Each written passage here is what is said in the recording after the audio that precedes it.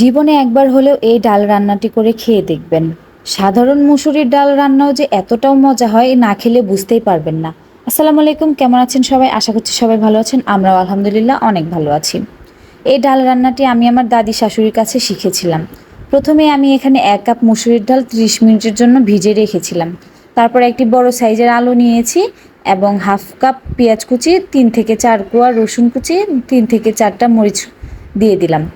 এরপর দিয়ে দিব স্বাদ অনুযায়ী লবণ, হাফ চামচ হলুদের গুঁড়া, হাফ চামচ মরিচের গুঁড়া, ১ টেবিল চামচ তেল দিয়ে ভালোভাবে মেখে নেব।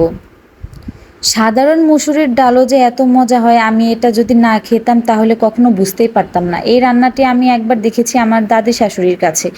উনি রান্না করছিল, আমি পাশে বসে দেখছিলাম। তারপরে আমি এই ডাল রান্নাটি একদিন ট্রাই করেছি। বিশ্বাস করবেন না, এত মজার ডাল আমি কখনোই খাইনি। এরপর থেকে আমি এটা প্রায়ই রান্না করে থাকি।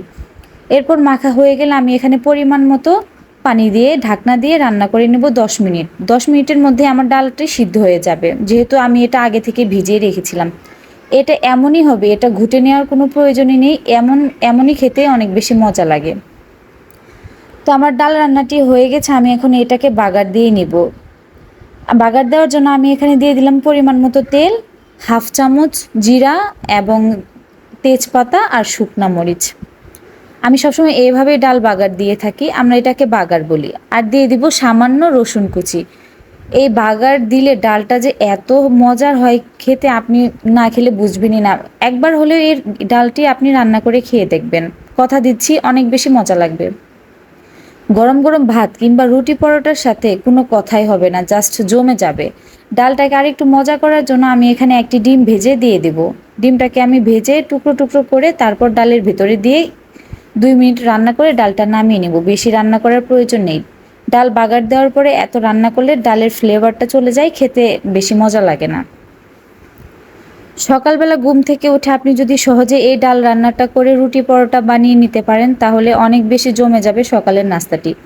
একবার হলেও এই নাস্তাটি আপনি ট্রাই করে দেখবেন, এটা খেতে অসম্ভব মজার হয়ে থাকে। আমি তো এখন এটা প্রায়ই বানিয়ে খাই, আমার কাছে ভীষণ ভালো লাগে। আমার ডাল রান্নাটি হয়ে গেছে, আমি এখন এটাকে নামিয়ে নেব। আপনাদের হাতের কাছে যদি ধনেপাতা থাকে তাহলে অবশ্যই দেওয়ার চেষ্টা করবেন। আমার হাতের কাছে ছিল না দেখে আমি দিতে পারি নাই। এখন আমি পরিবেশন করে নিচ্ছি। আপনারাও চাইলে এভাবে সহজেই রান্না করে নিতে পারেন। আমার ভিডিওটি যদি ভালো লেগে থাকে তাহলে অবশ্যই লাইক, কমেন্টস এবং শেয়ার করবেন। সবাই ভালো থাকবেন, সুস্থ থাকবেন, আমাদের জন্য অনেক বেশি দোয়া করবেন এবং আমার পেজের পাশে থাকবেন। সবাইকে ধন্যবাদ। আসসালামু আলাইকুম।